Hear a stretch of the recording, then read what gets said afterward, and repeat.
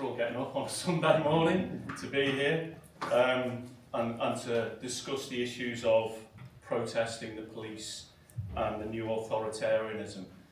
And I think the best example is what Alex just kind of finished on, which is the demographic for the new authoritarianism is retired, peaceful, and holding a placard. And that is the definition of authoritarianism in the UK at the current time, because it's those people who have been arrested en masse, and that's at the same time that not so long ago the UK was inviting President Herzog from Israel with open arms, and recently the President of Syria as well. And so when we look at the police protest and the state and the authoritarianism, we have to start, I suppose, with socialism and Marxism itself to understand the nature of the state. Because as we know, the state is not neutral. It's not a neutral referee. And I think Marx put it best when he called the state a committee for managing the common affairs of the ruling class. And that means that laws, especially those governing dissent and protest, must be understood not just as protecting order, but as instruments of class rule itself. Protest itself has come about, and our democratic rights in many ways have come about, not because they were granted by the ruling class, but because of the self-organisation of the working class and of marginalised communities, whether we look at it in terms of the Chartists, whether we look at it in terms of the formation of the trade unions, the anti-fascist and anti-racist struggles of the 1970s, and overall the militancy of the working class generally. But equally, authoritarianism comes as a result of the demands of our class and our people for a better life, for better pay, for better wages, for better conditions, for better housing, and out of that came the right to protest. And this is what the state is trying to clamp down now. And I'm going to touch on some of the new legislation and probably bore you to tears with that.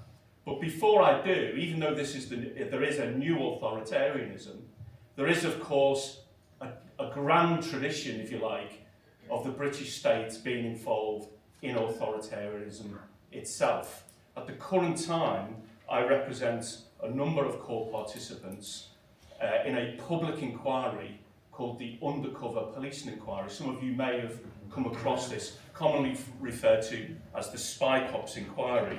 And it was a Labour government in 1968 that set up the Special Demonstration Squad to infiltrate initially the movement against the Vietnam War.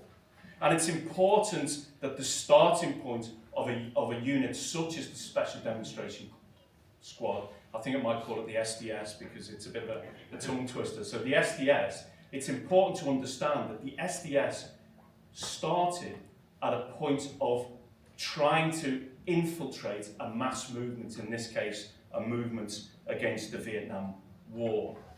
Many of you will have probably seen over the course of the past few years reports coming in about various individuals being affected. But I just want to pull out a couple of things of significance when we talk about the nature of the state and authoritarianism.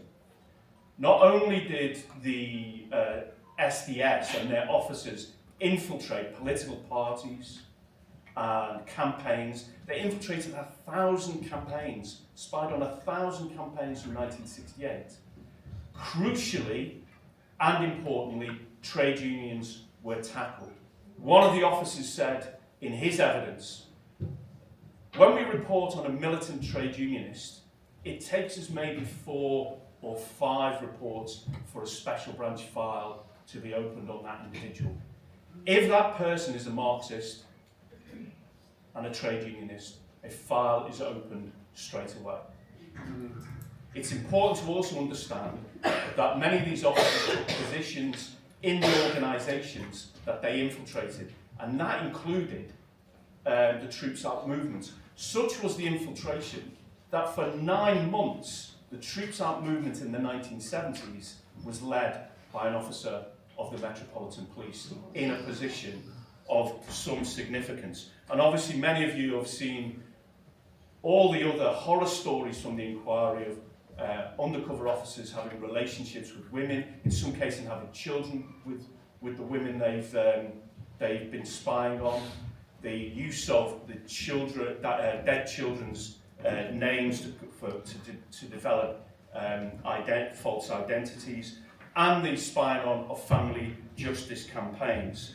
And whilst there was an overwhelming targeting of family justice campaigns who were in many cases campaigning against police violence and or the BNP racist criminal gangs in the 1990s, whilst that was going on, while that kind of activity was going on, the police were actually spying on the Roland Adams family, the Lawrence family, the Mendes family, rather than tackling the out-and-out racist attacks of the BNP itself. And that's the scale and the nature of the state when it comes to ensuring that protest is derailed, monitored, spied on, etc.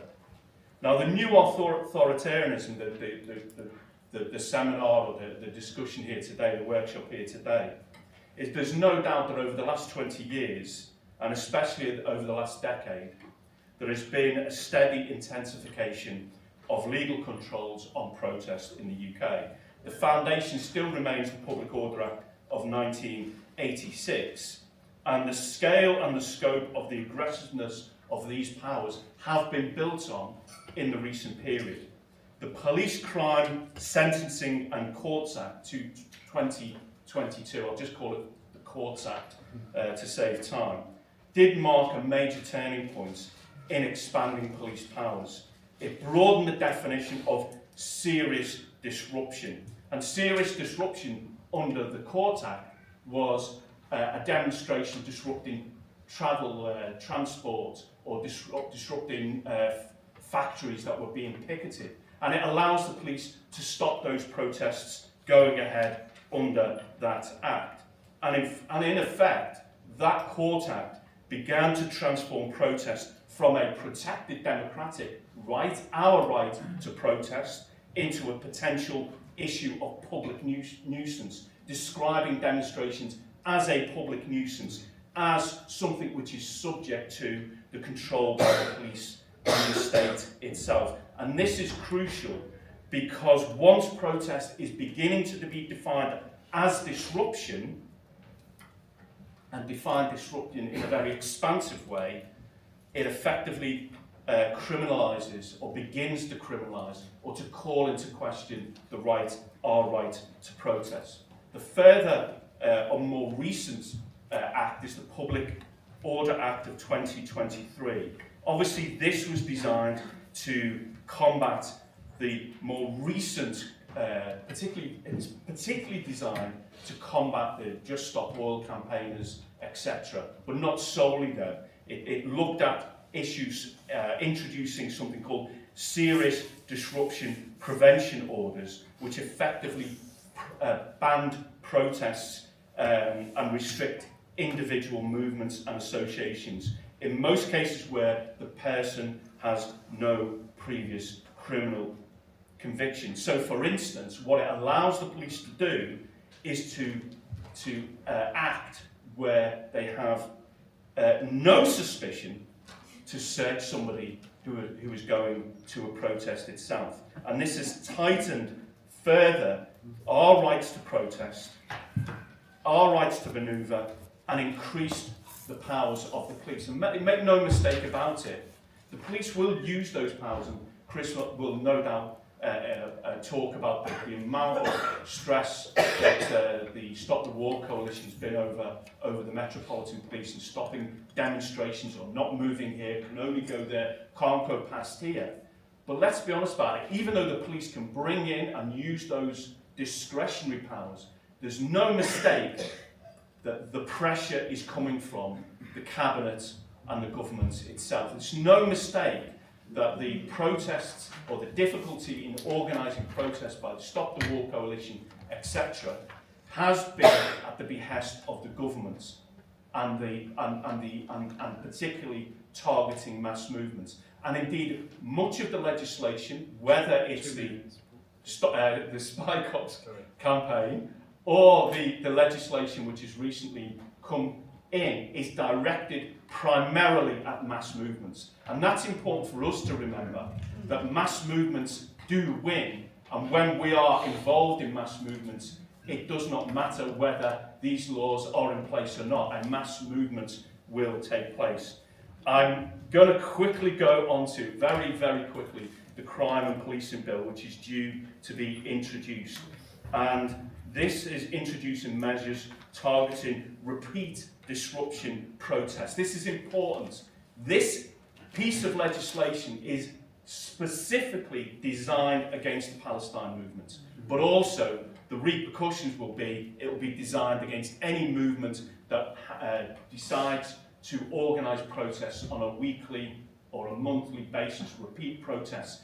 And the reason for the Crime and Policing Bill is designed to stop any future demonstrations or repeat demonstrations of any movement, not just the Palestine movement itself. Finally, I'll finish on this point.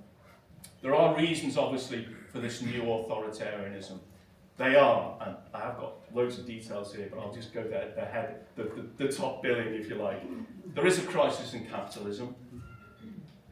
There's also a crisis of legitimacy in the state, in the political system. You can see that where Labour and Conservative are running much lower. And it's also anticipatory. It's anticipating not just for the movements and the mass demonstrations that go on now, it's anticipating the trade union movements that are hopefully will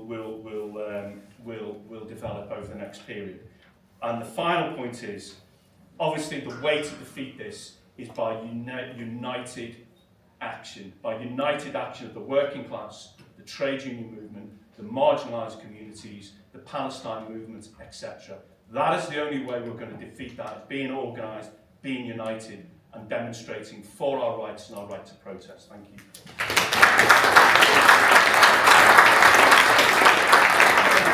you.